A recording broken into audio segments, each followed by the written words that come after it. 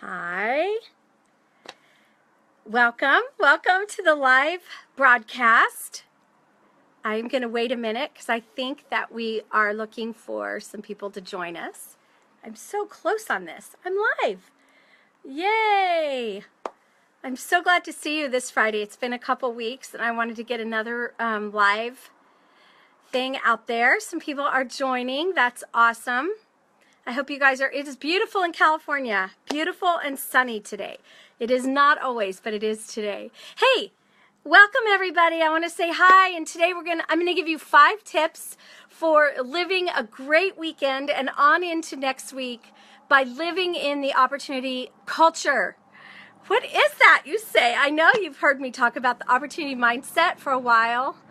And can you hear the background noise? I just realized I left my door open. That's okay. So the opportunity culture is taking the opportunity mindset and spreading it out and living it in 5 key areas. And it works great for businesses and it works great for people, for moms who are home. Because really, the moms set the tone, right? For the at work, and we set the tone at home. So there's 5 key areas I want to talk about. I'm going to make it really quick and easy for you as we wrap up our week.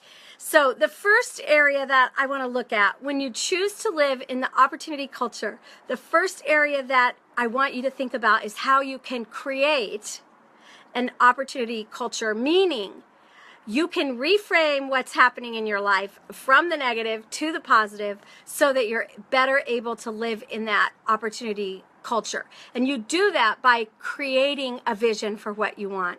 What does your perfect day look like?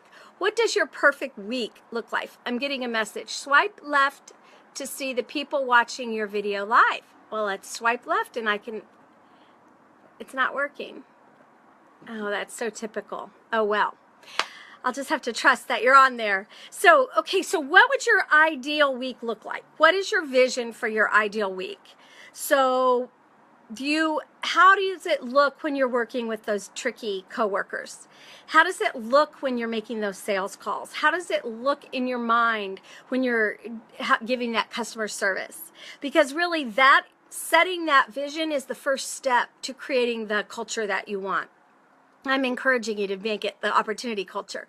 But the first step is to create a vision for what you really want. Okay, the second step is to find ways to connect by understanding how people are, what's their strengths, what are their weaknesses, what are their personalities like, so that when you are dealing with them, instead of just expecting them to connect with you the way you want them to connect with you, you're able to connect with them into their style. For example, I have a girlfriend who is super detail oriented. She loves everything to the minute detail.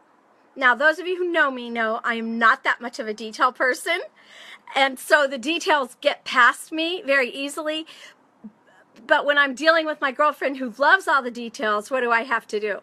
Yeah, give her the details, right? Because otherwise, if I just give her my glittering generalities, the way that I like to communicate and connect, she's going to disconnect with that, right? She's not going to be able to engage with me very well. So that's the kind of thing I'm talking about. And in the next few weeks, I'll get a little deeper into those ways of connection, how to be more connected through understanding the personalities. Okay, so the first key is create the vision you want. The second key is connect with people the way they want to be connected with. The third is to increase your collaboration with other people by learning how to communicate really well and utilizing all those communication tips and tools that you know.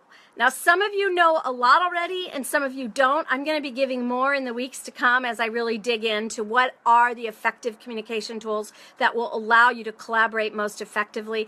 If you're working with someone on a project and you guys are talking like this, it's not going to be very good, right? So a really super easy overview on connecting is, are you a really super easy overview on collaboration is like this. How do you communicate? Are you a passive communicator? Are you aggressive communicator? Or are you an assertive communicator?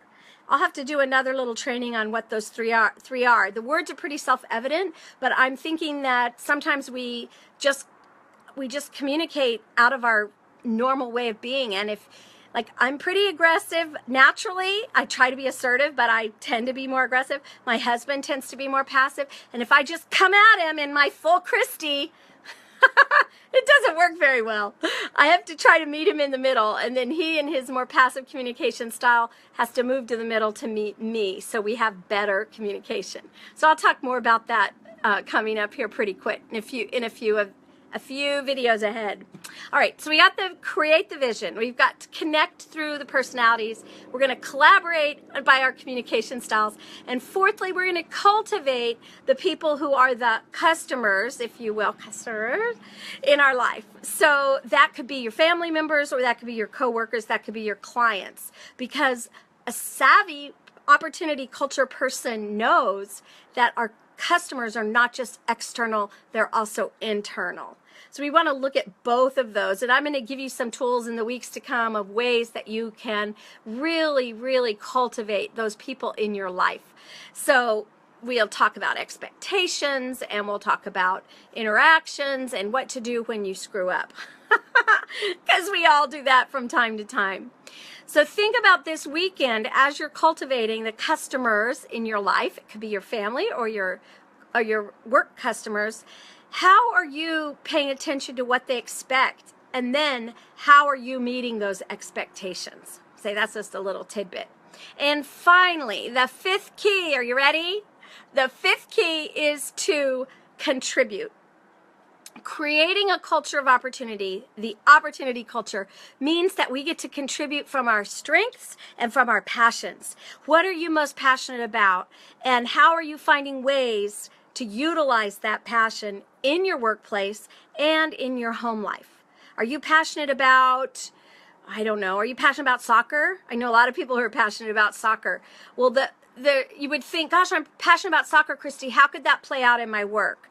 Well, I'll tell you, the way it plays out in your work, think about it. All of the things you learn being a soccer player, the teamwork, the collaboration, the listening, the paying attention, all those things that go into making you be a great soccer player or an avid soccer fan, you can take those and use them at work. And I'm going to give you a lot more ideas on that in the weeks to come. So, hopefully you've liked that. This is just a quick overview of the opportunity culture. You're going to create the vision for what you want. You're going to connect with people the way that they're wired. You're going to collaborate with people so you communicate most effectively. You're going to cultivate those people, your clients, inside and out. And finally, you're going to contribute from your passions and your strengths. So I hope that was helpful. If you want to get reset with some opportunity reset cards, where are mine? Let me show you right here. You can just text. Oh, you guys, I don't have the thing. I'm going to have to give you the email. Shoot.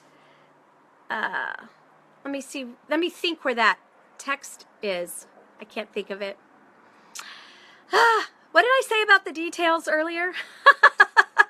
But if you go to christylargent.com/opportunity, you can download your free set of opportunity mindset reset cards. That's my gift for you. And the next time I go on Facebook Live, I'm going to have that text for you. Hey, babes, you just got to push record, right? Isn't that the bottom line? Don't wait for it to be perfect. I hope you go out and have a wonderful weekend. Thanks for watching. I'll look forward to talking to you again next time. Bye.